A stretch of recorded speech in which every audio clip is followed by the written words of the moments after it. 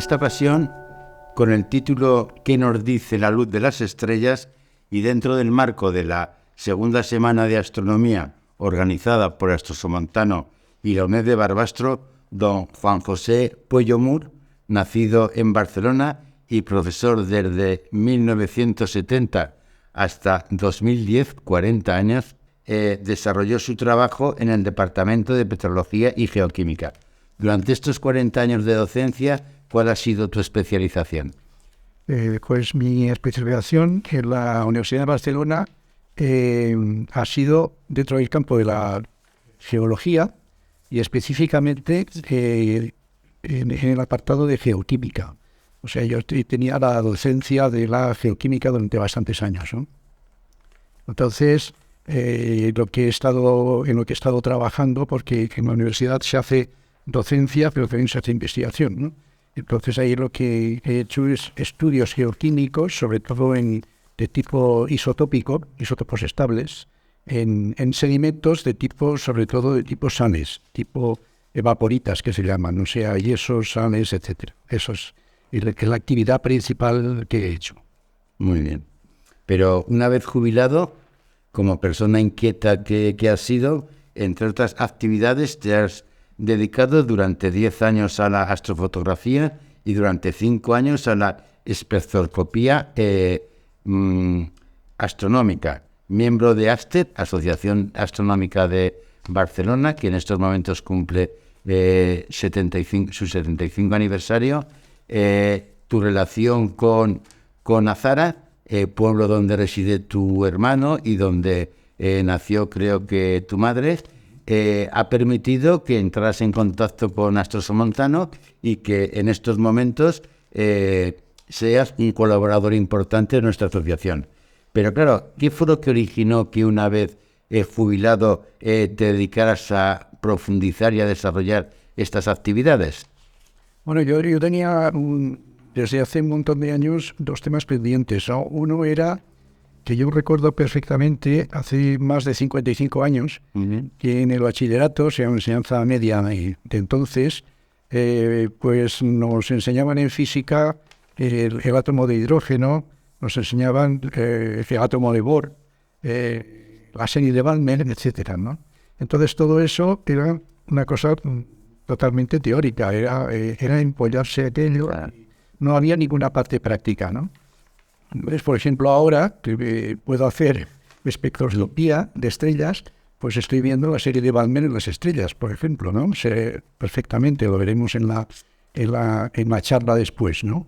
Y después también en la parte, digamos, ya posteriormente, cuando impartía geoquímica en la Universidad de Barcelona, pues en la geoquímica, el temario de geoquímica siempre lo comenzábamos con una parte de 2 o 3 horas de cosmoquímica. Eso era porque la composición de las rocas, la composición de los materiales naturales en general, rocas y cualquier cosa, incluso los seres vivos, tenemos una composición que viene, en algunos elementos, viene heredada de la propia composición del universo, ¿sí? O sea, por ejemplo, pues hay unos elementos, si vemos las abundancias de los elementos, pues hay unos elementos que son abundantes, por ejemplo el hidrógeno, el carbono, el oxígeno, el hidrógeno, y después hay otros elementos que son muy poco abundantes, por ejemplo el berilio, el litio, el boro, ¿eh?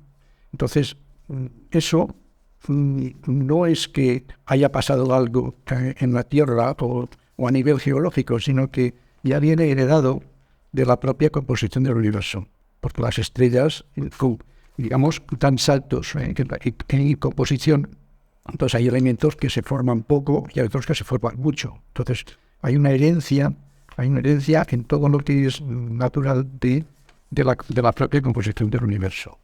Como un origen común, podríamos decir. Sí, claro. O sea, por ejemplo, Sagan ya hablaba de muchas cosas de este tipo. Por ejemplo, decía pues que la hemoglobina que tenemos en la sangre, pues que el hierro de esa hemoglobina obviamente se sintetizó en una estrella. Muy interesante. Sí. O sea que es así. Esta actividad que realizamos hoy, ¿qué nos dice la luz de las estrellas? Consiste en una conferencia y un taller de espectrometría. ¿Puedes adelantarnos en qué consistirá y qué conocimientos nos aportará? Bueno, yo lo que pensaba, en fin, lo que es la charla, primero empezaré con una pequeña introducción a la espectroscopía y a los espectroscopios. Después veremos cuál es el espectroscopio que yo estoy usando y cómo se trabaja con él, qué se hace, cómo se obtienen los espectros. Y después, una vez visto eso, ver la teoría más básica de los principales tipos de espectros, por ejemplo, espectros continuos, espectros de rayas y cosas de ese tipo. O sea, son de espectrometría, digamos, relativamente simple, procesos físicos simples. Y después, hecho eso, pues ya pasaré a pasar una serie de distintos objetos estelares, ¿no? Estrellas más o menos normales, nebulosas, estrellas especiales más raras e incluso objetos extra Vía Láctea, o sea, que están fuera de nuestra galaxia, ¿no? Esa es un poco la estructura de lo que pienso explicar. Y después, la parte práctica, yo al principio pensaba haberlo puesto antes de la conferencia. Lo que pasa es que después eliminé esa idea porque hubiera sido un poco complicado mover las personas de un lado para otro. Entonces, lo haremos al final para aquellos que a lo mejor sea tarde, pues que puedan asistir a esa parte práctica. Y esa parte práctica consiste en un par de montajes ópticos en los que están compuestos pues, por una estructura de tipo espectroscópico, o sea, una fuente de luz, una rendija, un sistema de dispersión, que es una red de difracción, y después una pantalla donde vemos proyectado el espectro. Esa es la... ¿Se podría resumir de alguna manera como que esta tecnología es la que nos permite conocer la composición de una estrella lejana? O cuando nos dicen en la prensa, dicen, pues esto es un exoplaneta porque tiene unas posibilidades de vida. ¿De esta manera es como llegamos a conocerlo? Bueno, o sea, en lo que voy a explicar yo, es espectroscopía dentro del rango visible, o sea, dentro del rojo al violeta. Sí. Entonces, esa espectroscopía era la que estaba en punta a principios del siglo XX. Claro. O sea, a principios del siglo XX, en las universidades americanas donde estaban haciendo estudios de este tipo, pues estos equipos de investigación hacían eso, porque no podían hacer otra cosa. O sea, solamente estaba la ventana óptica que ver el cielo, ¿no? O sea, hay dos ventanas, la ventana óptica y la ventana de radioastronomía, ¿no? Pues entonces, como no había todavía satélites ni nada por el estilo, o sea, no se podían poner satélites por encima de la atmósfera, pues entonces solamente existía la ventana óptica. Bueno, y eso es lo que hago yo, es eso, más o menos, es algo parecido a lo que hacían ellos en aquella época, en 1910, bueno, más o menos. Eso es. Bueno, entonces, en lo que se refiere a exoplanetas, claro, para ver, por ejemplo, para estudiar exoplanetas espectroscópicamente, una de las cosas que se quiere hacer es estudiar, por ejemplo, la composición de su atmósfera. Pero para estudiar la composición de la atmósfera no se puede trabajar en el visible, se debe trabajar en el infrarrojo. Claro. En el infrarrojo. Entonces, para trabajar en infrarrojo se deben desde satélite. Trabajando en el rango infrarrojo se puede detectar la cantidad de oxígeno libre, de oxígeno molécula, o sea, o la cantidad de moléculas. En ese rango espectral ya lo que hay son moléculas. Entonces, eso es necesario.